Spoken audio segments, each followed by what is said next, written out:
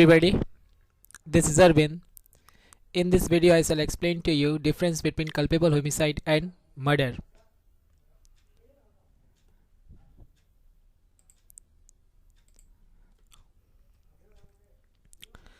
Culpable homicide is defined under section 299 of the Indian Penal Code. Indian Penal Code के section 299 में culpable homicide को define किया गया है. Murder is defined under section 300 of the Indian Penal Code. Indian penal code के section 300 में murder को define किया गया है. Second point, a person commit culpable homicide if the act by which the death is cause is done with the intention of causing death. एक व्यक्ति जो culpable homicide का ऑफेंस कमिट कर रहा है, अगर वो जो एक्ट कर रहा है उस एक एक्ट से किसी व्यक्ति की मृत्यु हो रही है, वो एक्ट वो इस इरादे से कर रहा है कि उस व्यक्ति का मृत्यु हो जाए, विद द इंटेंशन, इस इंटेंशन से कर रहा है कि उस व्यक्ति की मृत्यु हो जाए. ओके. सेकंड क्या है? With the intention of causing such bodily injury as it likely to cause death. इस इंटेंशन से बॉडली इंजरी किया जा रहा है कि उस व्यक्ति का डेथ हो जाए. थर्ड क्या है? With the knowledge that the act is likely to cause death. इस नॉलेज से ये एक्ट कर रहा है कि ये लाइकली है कि उस व्यक्ति का डेथ हो जाएगा. मीन्स उस व्यक्ति को इतना नॉलेज है कि ये जो मैं एक्ट करने जा रहा हूँ इससे क्या होगा, ये लाइकली है कि उस व्यक्ति का डेथ हो जाएगा. ओके. ये हुआ कल्पेबल होमिसाइड. ये कल्पेबल होमिसाइड के डेफिनेशन में ये दिया गया है. अब हम लोग देख लेते हैं कि मर्डर के डेफिनेशन में क्या दिया गया है और इन दोनों में डिफरेंस क्या है. सब्जेक्ट टू सर्टेन एक्सेप्शंस, कुछ एक्सेप्शंस को छोड़ के मर्डर में टोटल 5 एक्सेप्शन दिए गए हैं. अगर उस एक्सेप्शन में कोई डेथ आ जाता है तो वो culpable homicide not amounting to murder में चला जाएगा. अगर वो एक्सेप्शन में नहीं आ रहा है तो वो मर्डर में चला जाएगा. ओके. तो subject to certain exception, culpable homicide is murder if the act by which the death is cause is done with the intention of causing death.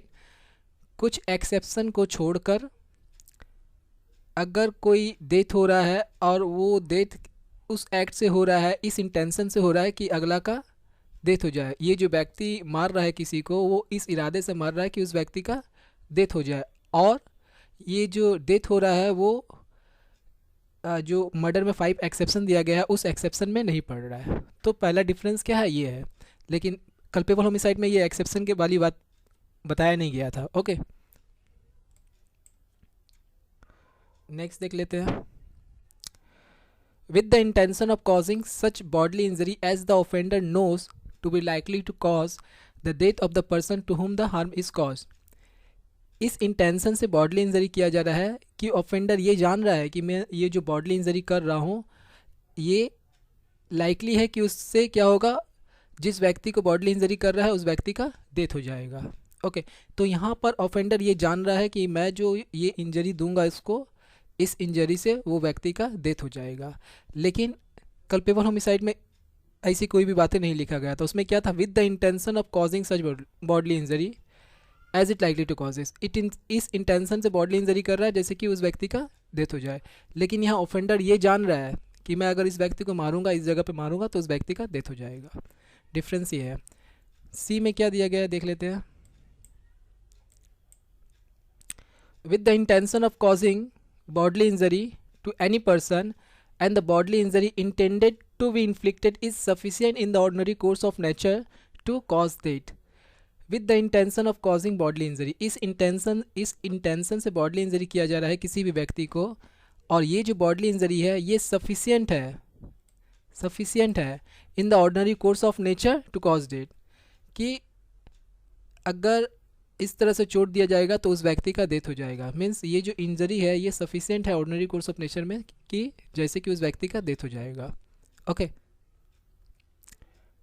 D, with the knowledge, इस knowledge से मार रहा है that the act is so imminently dangerous that it must in all probability cause death and such bodily injury as is likely to cause death. इस knowledge से bodily injury कर रहा है और ये जो एक्ट है इस नॉलेज से, with the knowledge that the act is, इस नॉलेज से कि ये जो एक्ट है ये इतना डेंजर है जिससे ये ऑल प्रोबेबिलिटी केसेस में उस व्यक्ति का डेथ हो जाएगा, या फिर ये जो बॉडली इंजरी होगा इससे ये लाइकली है कि उस व्यक्ति का डेथ हो जाएगा. ओके. लेकिन कल्पेबल होमिसाइड के डेफिनेशन में क्या दिया गया था?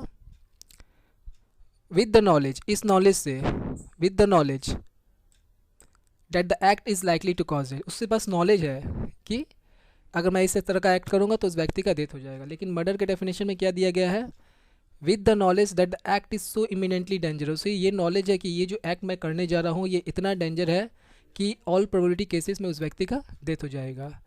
ओके और सच बॉडली इंजरी या फिर ये जो बॉडली इंजरी है as is likely to cause it, इससे क्या होगा, उस व्यक्ति का डेथ हो जाएगा। Okay third point of difference क्या है, थर्ड पॉइंट में क्या दिया गया है देख लेते हैं। Culpable homicide is a genus, murder is species.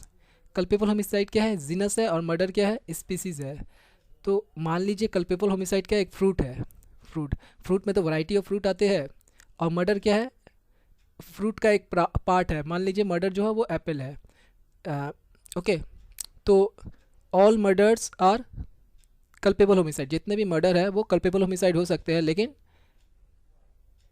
All culpable homicide is not murder, लेकिन सभी कल्पेबल होमिसाइड मर्डर हो गए ये जरूरी नहीं है, लेकिन जितने भी मर्डर है वो कल्पेबल होमिसाइड हो सकते हैं। Okay punishment is lesser than murder, punishment is lesser than murder, murder में जो पनिशमेंट होता है as comparison to culpable homicide में वो पनिशमेंट कम होता है। अगर कोई व्यक्ति कल्पेबल होमिसाइड का ऑफेंस कर रहा है तो उसका जो पनिशमेंट है वो कम होगा एज कंपेरिजन टू अगर कोई व्यक्ति मर्डर का कोई ऑफेंस कर रहा है। Punishment is heavier than culpable homicide, culpable homicide से ज़्यादा पनिशमेंट मर्डर में मिलता है। Okay section 304 lays down the punishment for culpable homicide not amounting to murder, अगर कोई व्यक्ति कल्पेबल होमिसाइड का ऑफेंस कर रहा है तो उसको पनिशमेंट मिलेगा एज पर सेक्शन 304। और section 302 less down the punishment for murder, अगर कोई मर्डर का ऑफेंस कर रहा है तो उसको पनिशमेंट मिलेगा as per section 302 of IPC. 6 point punishment shall be for imprisonment for life or imprisonment of either description for a term which may extend to 10 years and shall also be liable to fine। यहाँ पे मान लीजिए कोई व्यक्ति punishment किया culpable homicide का तो उसको जो सज़ा मिलेगी वो लाइफ इम्प्रिजनमेंट तक का मिल सकता है या फिर imprisonment of either description for a term which में एक्सटेंड टू 10 ईयर्स, 10 साल तक की सज़ा मिल सकती है और फाइन मिल सकता है। Okay the punishment shall be death और imprisonment for life and shall also be liable to fine. Murder का अगर कोई ऑफेंस कर रहा है तो उसका जो पनिशमेंट है वो लाइफ इम्प्रिजनमेंट का हो सकता है या फिर डेथ सेंटेंस का भी दिया जाता है। Okay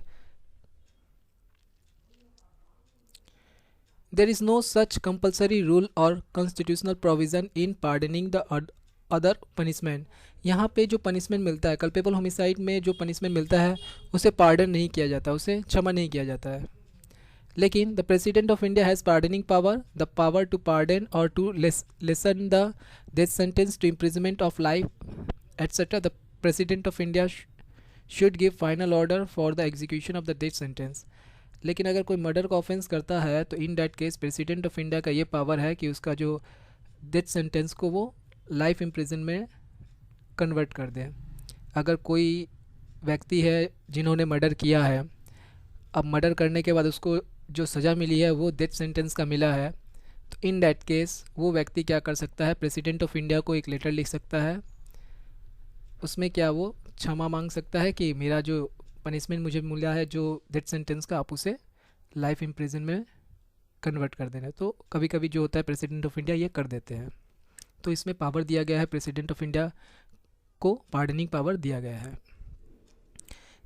there is intention but the intention may और may not exists but it is not so much stronger as is evident in murder. यहाँ पर जो इंटेंशन है कल्पेबल होमिसाइड में जो इंटेंशन है वो as comparison to the murder थोड़ा कम होता है, लेकिन मर्डर में जो इंटेंशन होता है वो काफ़ी स्ट्रांग होता है। There is strong intention to kill the victim, यहाँ पे विक्टिम को मारने का जो इंटेंशन होता है वो काफ़ी स्ट्रांग होता है। यहाँ मर्डर में क्या होता है, प्रॉपर प्लानिंग वगैरह करके जो होता है किसी व्यक्ति का मारा जाता है, लेकिन कल्पेबल होमिसाइड में ऐसा नहीं होता है। दो लोगों में झगड़ा हुआ, झगड़ा में क्या हुआ, एक व्यक्ति ने दूसरे को मार दिया। लेकिन मर्डर में ऐसा कुछ नहीं होता है, मर्डर में प्रॉपर प्लानिंग के बाद ही कोई किसी को मारता है। तो यहाँ पे जो इंटेंशन है, मर्डर में जो इंटेंशन होता है वो काफ़ी स्ट्रांग होता है। कल्पेबल होमिसाइड का एक एग्जांपल देख लेते हैं। There was a quarrel between A and B. One day A and B meet on the road. They exchange hot words between them. A beats B with fist on the head of B 2 times. B died. It is a culpable homicide. एक दिन क्या हुआ, ए and B मिले रास्ते में, दोनों में बात स्टार्ट हुआ, कुछ ऐसी बात उठ गए जिससे क्या हुआ, दोनों में झगड़ा हो गया। तो ए ने क्या किया, बी को सिर पे 2 बार मारा, जिसकी वजह से बी का क्या होगा, डेथ हो गया। तो ये जो एक्ट है ये कल्पेबल होमिसाइड है, क्योंकि यहाँ पे ए का कोई इंटेंशन नहीं था बी को मारने का। सडन फाइट हुआ जिसकी वजह से बी का डेथ हो गया। मर्डर में देख लेते हैं। There was a quarrel between A and B. One day A was ready with a knife on the way behind the bushes.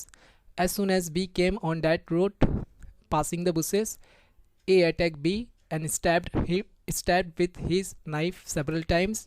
B died. It is a murder. इसमें क्या हुआ, A and B के बीच में एक दिन झगड़ा हुआ था। उसके बाद क्या हुआ, A एक दिन क्या हुआ, एक छुरी लेके, नाइफ जो होता है वो लेके खड़ा था कि अगर बी आएगा तो मैं उसे मार दूंगा। बी रास्ते पे आया, ए ने क्या किया, उसे अटैक करके उसे मार दिया। तो यहाँ पे ए ने क्या किया, ए प्रॉपर प्लानिंग से बी को मारा है। तो ए ने यहाँ पे क्या कमिट किया, ए ने यहाँ पे मर्डर का ऑफेंस कमिट किया है। अगर आपको मेरा ये वीडियो पसंद आया है तो मेरे इस वीडियो को लाइक कर दीजिए, शेयर कीजिए एंड प्लीज़ मेरे इस चैनल को सब्सक्राइब कीजिए। Thank you so much for watching my video.